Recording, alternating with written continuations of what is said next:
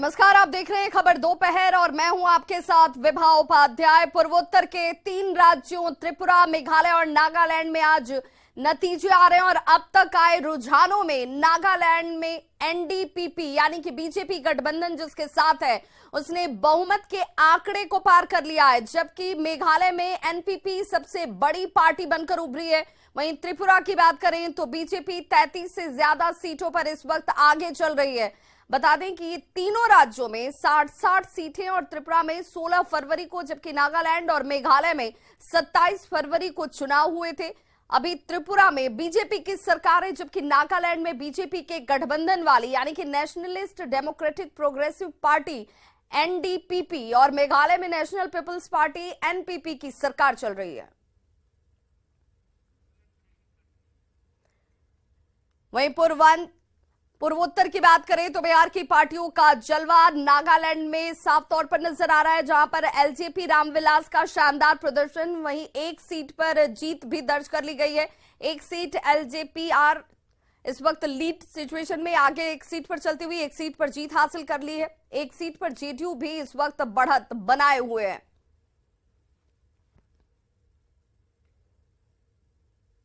तो बिहार की पार्टियों का जलवा नागालैंड में साफ नजर आ रहा है। क्षेत्रीय पार्टियों के तौर पर इनकी भूमिका बहुत महत्वपूर्ण हो जाती है और इस वक्त एक सीट पर एलजेपीआर यानी कि रामविलास की जो पार्टी है उसने एक सीट जीत ली है और एक सीट पर वो इस वक्त लीड कर रही है।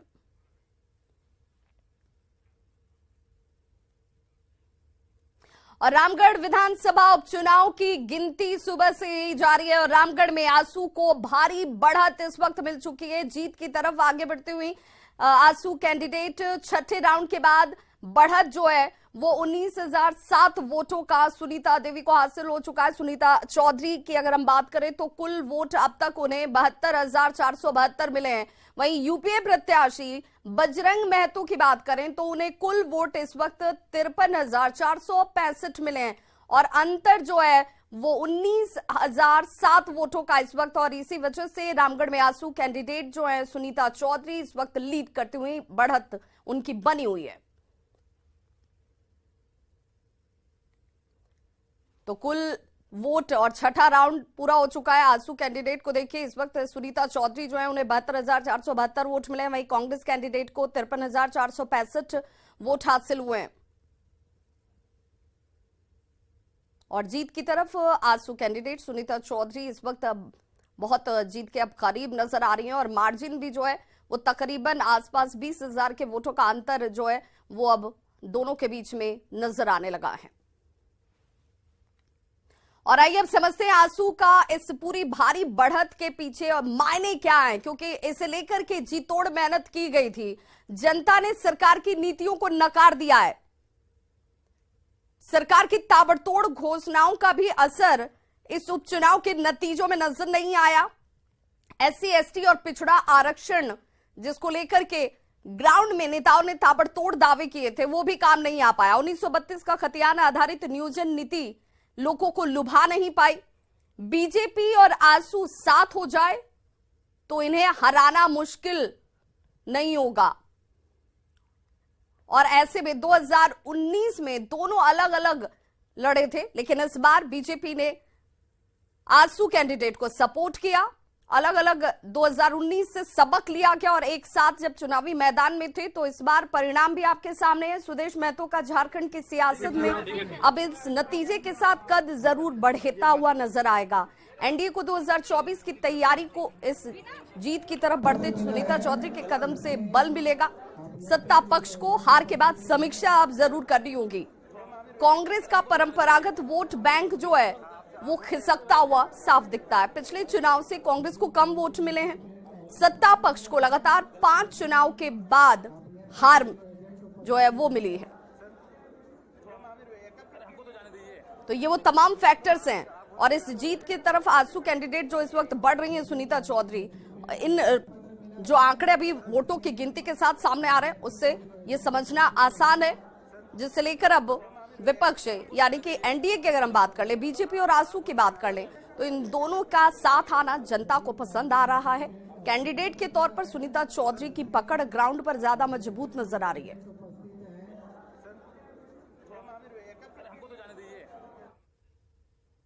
तो रामगढ़ विधानसभा उपचुनाव में एनडीए प्रत्याशी आसू की सुनीता चौधरी की बढ़त बरकरार है। इस वक्त भी चौथे चरण के बाद बढ़त बरकरार रखने के बाद मतगणना स्थल पर आसू कार्यकर्ताओं का पहुंचना भी लगातार जारी है। इसमें महिलाओं की तादाद सबसे ज्यादा है और उत्साह उनके चेहरों पर साफ तौर पर नजर आती है। विक्ट्री साइन दिखाते हुए ये तमाम वो कार्यकर्ता जिन्होंने ग्राउंड पर लोगों के बीच पहुंचकर अपने दावों के साथ लोगों का विश्वास हासिल किया। आसू महिला कार्यकर्ताओं के माने तो इस बार उपचुनाव में विकास और महिलाओं की सुरक्षा एक बड़ा मुद्दा था। मतगणना स्थल पर पहुंची आसू महिला कार्यकर्ताओं से बात की न्यूज़ 18 संवाददाता संजय कुमार सिन्हा ने।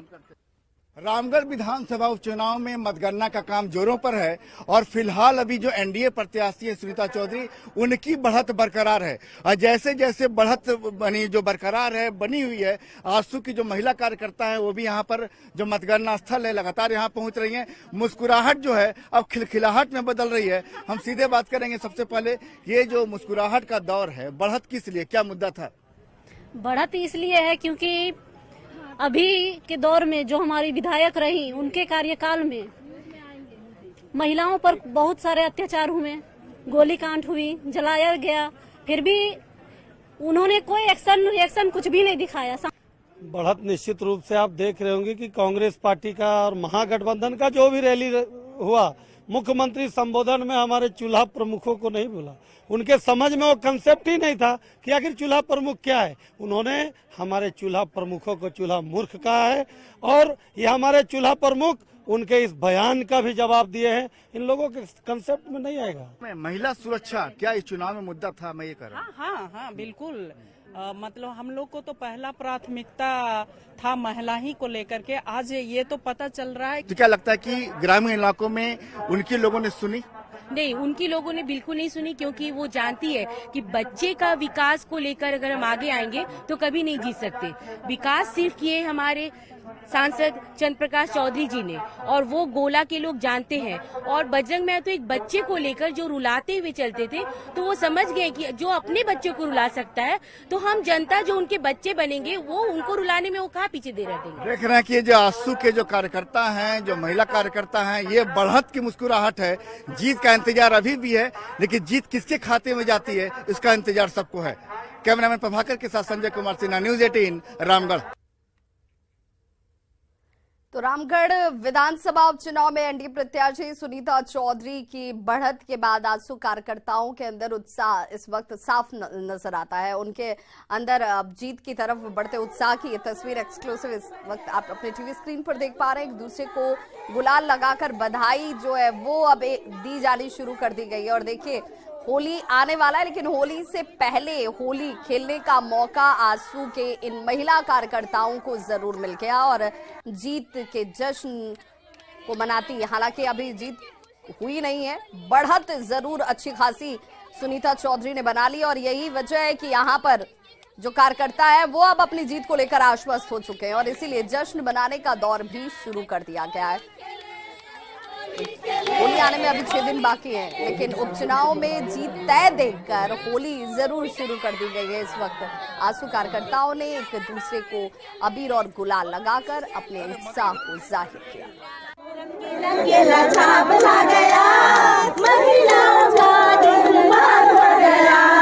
सब तरफ केला केला छाप आ गया, सारे गाँव का मान बढ़ गया, सबको मिला के गले से लगा के सुनीता की चल दी मंच को हिला के, देखो सबका मान बढ़ गया, सब तरफ केला केला छाप आ गया। रामगढ़ विधानसभा उपचुनाव में आसू जिस तरह से जीत की ओर आगे बढ़ रही है, देख सकते हैं महिला कार्यकर्ताओं में किस तरह का जश्न का माहौल है। होली दिवाली एक साथ मनाया जा रहा है। बात करते हैं, कितनी खुशी है जीत की ओर आगे बढ़ रही है? हम लोग बहुत खुश हैं क्योंकि हम लोग जीत गए हैं और दिवाली क्या, होली दिवाली दोनों साथ मिल के मनाएंगे। जय आसू। आपको कैसा लग रहा है आगे बढ़त बनी हुई है। इतना हम लोग को खुशी महसूस हो रहा है कि मत पूछिए कि सारा महिलाओं को सम्मान मिल गया। हम लोग को ऐसा लग रहा था मुरझाया जैसा लग रहा था, आज केला खिला नहीं, पे खुशियाँ आ गई। पूरा फूल के साथ फल खिल गया। हम लोग को अब इतना मुस्कान आ गया, इतना मुस्कान। आपका नाम क्या है? मेरा नाम ममता सोनी हुआ। तो आपने सुना फल के साथ फूल खिल गया, आपका क्या नाम है? मेरा नाम रीना से, और मैं ये कहती हूँ कि श्रीमती सुनीता चौधरी जी वो सूरज के जैसा है और हम सूरजमुखी थे और उनको पढ़ते ही हम लोग सब खेल उठे हैं। आप क्या कहना चाहते हैं, क्या नाम है आपका? सिंधु मेहता। क्या लग रहा है, कैसे आप लोग आगे बढ़ रही हैं? सुनीता चौधरी विजय की ओर आगे बढ़ रही हैं, कैसा महसूस कर रही हैं? बहुत अच्छा, बहुत दिल से सभी कोई खुश है और खुशी हम लोग के चेहरे पे आपको दिख रही है। इस रंग अबीर गुलाल, उनकी एक की जीत नहीं हुई, हमारी महिलाओं की जीत। आपका क्या कहना है, क्या नाम आपका है? मेरा नाम अनुपमा सिंह है। कैसा लग रहा है चेहरे लग रहा है ये तो गुलाल देखने के बाद आपको हमारी खुशी का श्रेय पता चलता होगा कि हम कितने खुश हैं। हमारी श्रीमती सुनीता चौधरी जी हमारा स्वाभिमान थी, अभिमान है और वो सदा रहेंगी। तो महिलाओं का कहना है कि फल और फूल दोनों यहाँ खिल गया है। अब देख सकते हैं होली से पहले यहाँ होली मनाई जा रही है। आजसू की महिला कार्यकर्ताओं में गजब का यहाँ उत्साह देखा जा रहा है। जावेद खान, न्यूज 18 रामगढ़। तो बिहार विधानसभा में बजट सत्र का चौथा दिन और आज भी सदन की कार्रवाई जैसे ही शुरू हुई, विपक्षी विधायकों ने बवाल किया और वेल में पहुंच गए। बीजेपी की तरफ से लाए गए कार्य स्थगन प्रस्ताव पर चर्चा नहीं होने को लेकर विरोध जाहिर किया गया बीजेपी विधायकों की तरफ से और सदन के अंदर जोरदार हंगामा किया गया। सदन से वॉकआउट करते हुए ये नजर आए। बीजेपी ने आज सदन में तमिलनाडु का मुद्दा भी उठाया। दरअसल तमिलनाडु में बिहार के मजदूरों को निशाना बनाया जा रहा है। उधर डिप्टी सीएम तेजस्वी यादव वहां के मुख्यमंत्री के जन्मदिन समारोह में शामिल हो रहे हैं। आज हमारे लोग जाते हैं बाहर में और किस तरह से तमिलनाडु के अंदर उनको पीटा गया, किस तरह से संज्ञान नहीं लिया गया सरकार से, और यहाँ के उप मुख्यमंत्री जाकर के उसके जन्म दिवस पर जाकर के पिकनिक मना रहे हैं उसी तमिलनाडु में। ये कतई उचित नहीं है। बिहार के मजदूरों पर हमला मामले को लेकर तमिलनाडु में मजदूरों पर जिस तरीके से हमला किया गया है, मुख्यमंत्री नीतीश कुमार ने इसे लेकर निर्देश दे दिया है। मुख्य सचिव और डीजीपी को निर्देश दिए गए सुरक्षा सुनिश्चित करने के लिए। सीएम ने ट्वीट इसे करते हुए लिखा कि मुझे समाचार पत्रों के माध्यम से तमिलनाडु में काम कर रहे बिहार के मजदूरों पर हो रहे हमले की जानकारी मिली है। मैंने बिहार के मुख्य सचिव एवं पुलिस महानिदेशक को तमिलनाडु सरकार के अधिकारियों से बात कर वहां पर रह रहे बिहार के मजदूरों की सुरक्षा को सुनिश्चित करने का निर्देश दिया है।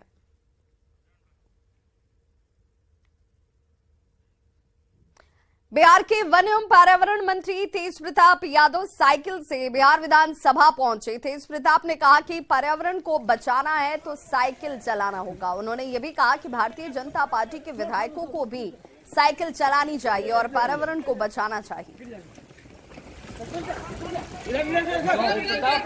क्या मैसेज देना चाह रहे हैं सर? पर्यावरण बचाना है और फिट रहना है तो साइकिल सबको चलाना है। तेज प्रताप जी, सभी लोग आए, ये परिपाटी शुरू करना चाहते हैं। जितने लोग हल्ला कर रहे हैं, खासकर भाजपा के लोग को हम यही कहेंगे कि साइकिल चलाइए, अब फिट रहिए, ज्यादा मत कीजिए। बिहार विधान परिषद में बीजेपी के सदस्यों ने रोजगार के मुद्दे पर खूब हंगामा किया और सरकार से जल्द 10 लाख नौकरी देने की मांग की है। बिहार की सरकार कर रही है। हम लोगों ने 10,000 पुलिस वालों की बहाली किया अप्रैल में, नौकरी का नियुक्ति पत्र दिया अक्टूबर में, जबकि ट्रेनिंग हो गया, तनख्वाह मिल गया। तो यह दिखाने वाली सरकार है, ये रोजगार देना नहीं चाहती है। हम लोग आग्रह कर रहे हैं कि हमारे जो नौजवान हैं, हमारे जो छात्र हैं, जो अभ्यर्थी हैं, उनको सीधी नियुक्ति देने का काम कीजिए।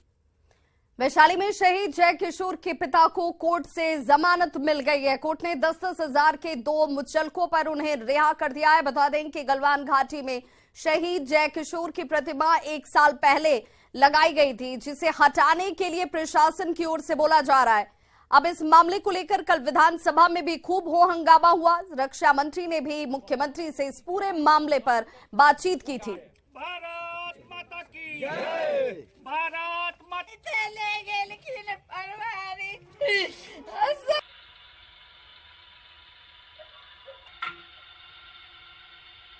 तो पुलिस पर जबरन जेल में डालने का आरोप और इसे लेकर के कल विधानसभा में बीजेपी ने इस मामले पर खूब हंगामा भी किया था। हालांकि आज जमानत जरूर मिली है शहीद के पिता को 10-10 हजार के 2 मुचलकों पर।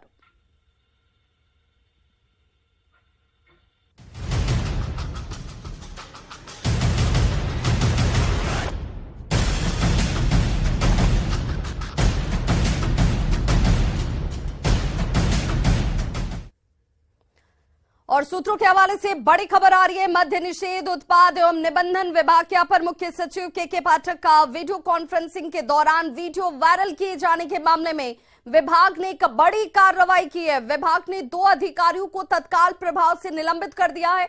जिन अधिकारियों को निलंबित किया गया उनमें पूर्वी चंपारण पकड़ी दयाल के अवर निबंधक अहमद हुसैन और मधुबनी के बाबू बरही के अवर निबंधक प्रणव शेखर का नाम शामिल है। दोनों को तत्काल प्रभाव से विभाग ने निलंबित कर दिया है। इस मामले में मुख्यमंत्री ने जांच के आदेश चीफ सेक्रेटरी को दिए थे और विभाग ने अपनी तरफ से जांच पूरी कर ली। जांच में इन 2 अधिकारियों को वीडियो वायरल करने का दोषी पाया गया। इसके बाद इनसे इसका पक्ष भी जानने की कोशिश की गई, इनका पक्ष पूछा गया। जवाब मिलने के बाद अब इन दोनों को तत्काल प्रभाव से निलंबित कर दिया गया है। के पाठक का वीडियो वायरल करने के बाद बिहार में जमकर बवाल मचा था। समाधान यात्रा के दौरान सीएम नीतीश ने न्यूज 18 के सवाल पर कहा था कि मामले की जांच कराई जाएगी।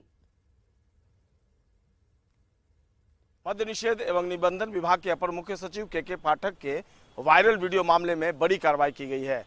दरअसल इस मामले में जैसे ही यह वीडियो वायरल हुआ था, बिहार प्रशासनिक सेवा संघ ने इस पर ऐतराज जताते हुए के पाठक के खिलाफ सचिवालय थाने में FIR लॉन्च करवा दिया था। लेकिन जो निबंधन विभाग और मद्य निषेध विभाग है, इसने अपनी तरफ से इस पूरे मामले में जांच करवाई कि आखिरकार ये वीडियो कैसे वायरल हो गया। तो जो जानकारी मिली उसके बाद 2 अधिकारियों के ऊपर गाज गिरी है। इसमें पूर्वी चंपारण के पकड़ी दयाल के अवर निबंधक अहमद हुसैन है, जबकि मधुबनी के बाबू रही के अवर निबंधक प्रणव शेखर, इन दोनों को तत्काल प्रभाव से निलंबित कर दिया गया है। इस मामले में इन दोनों अधिकारियों पर आरोप है कि इन्होंने ही के पाठक का जो वीडियो है वो वायरल किया था।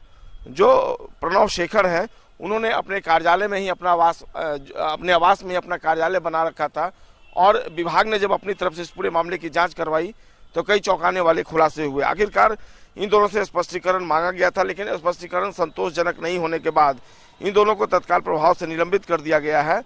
दरअसल यह मामला काफी गंभीर हो गया था और इस मामले को लेकर कई दिनों तक बिहार में राजनीतिक भूचाल सा आ गया था। लगातार विपक्ष जो है वो इस मामले को लेकर राज्य सरकार और खासकर के पाठक को कटघरे में खड़ा करने की कोशिश कर रहा था। जब मुख्यमंत्री नीतीश कुमार अपनी समाधान यात्रा में थे, तब न्यूज 18 ने ही इस पूरे मामले में मुख्यमंत्री नीतीश कुमार से सवाल किया था और मुख्यमंत्री ने कहा था कि इस पूरे मामले की जांच मुख्य सचिव आमिर सुबहानी कर रहे हैं। विभाग ने भी अलग से जांच करवाई और आखिरकार जो 2 अवर निबंधक हैं वो इस पूरे मामले में कार्रवाई की जद में आए हैं और उन्हें निलंबित कर दिया गया है। फिलहाल अभी भी जांच चल रही है और देखना होगा मुख्य सचिव के स्तर से जो जांच चल रही है उसमें आगे किस तरह की कार्रवाई होती है। संजय कुमार, न्यूज 18, पटना। तो पटना के फुलवारी शरीफ थाना क्षेत्र के कुनकुरी गांव का युवक बीते 7 दिनों से गायब है और मामले को लेकर स्थानीय लोगों का गुस्सा आज फूट पड़ा। पटना के चितकोहरा गोलंबर के बाद सड़क जाम कर लोगों ने खूब हंगामा किया है। हंगामा और आगजनी की वजह से यहां जाम लग गया। अशोक जाधव का पुत्र सूरज चितकोहरा बाजार सब्जी मंडी में हर रोज सब्जी बेचा करता था और 7 दिन हो गए इसके लापता हुए, लेकिन अब तक कोई जानकारी नहीं मिल पाई, जिसे लेकर लोगों का गुस्सा आज फूट पड़ा और लोगों की तरफ से जमकर हंगामा, आगजनी और जाम किया गया। चल रहा है कि मैंने रेखा देवी सुन रहे हैं, हम लोग देखे नहीं हैं। रेखा देवी जो मुजरनी है, जो दारू का बिजनेस करती है रेखा देवी, वही पकड़ाई है। हम लोग देखे नहीं है भैया और प्रशासन बोल रही है कि हमको बयान मिला है कि रेखा देवी कह रही है कि उसका कत्ल हो गया। तो कत्ल हो गया है तो हमको वापसी चाहिए ना जी, जिंदा या मुर्दा। मेरा बच्चा हमको चाहिए, मेरा बच्चा हमको चाहिए।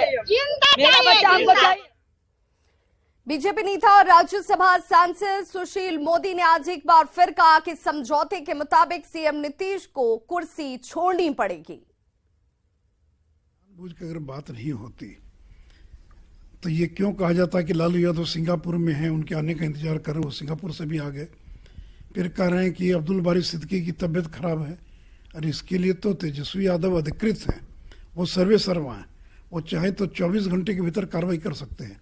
लेकिन लालू यादव के परिवार का ये पुराना तरीका कि पहले गाली खिलवाओ, तो ये लालू यादव के इशारे पर इस प्रकार की बयानबाजी हो रही है।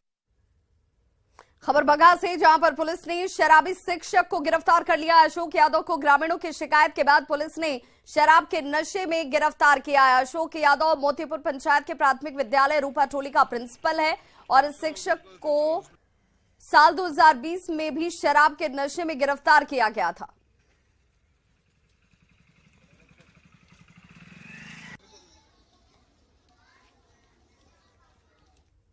भागलपुर में फाल्गुनी रंग चढ़ने लगा है और होली नजदीक आते ही शहर में निशान शोभा यात्रा की शुरुआत हो जाती है। शुरुआत की ये तस्वीरें इस वक्त देखिए कैसे आज इंद्रधनुष श्री श्याम निशान शोभा यात्रा निकाली गई और शहर के रानी सती मंदिर से निशान यात्रा ये निकली, जो पूरे शहर में भ्रमण करते हुए गौशाला पहुंची। यात्रा में गोड्डा, नवगछिया, सुल्तानगंज सहित आसपास के इलाकों से भारी संख्या में महिलाएं जो हैं हाथ में निशान लेकर शामिल हुई नजर आई और यात्रा में ढोल की थाप पर महिलाएं खूब थिरकती दिखी। वहीं शहर जय श्री श्याम के नारे से गुंजायमान हो उठा। इसके लेकर पुलिस की भी अच्छी खासी चौकसी यहां पर देखी गई।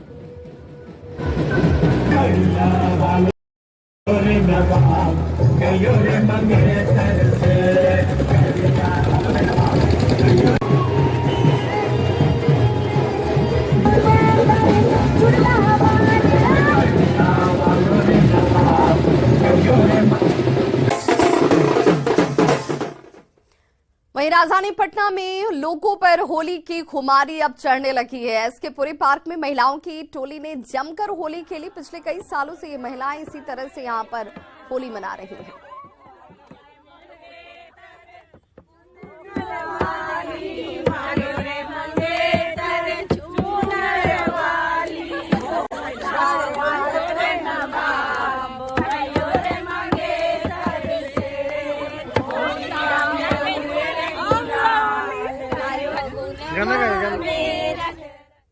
तो इस बुलेटिन में बस इतना ही, लेकिन न्यूज़ 18 बिहार झारखंड पर खबरों का सिलसिला लगातार जारी है।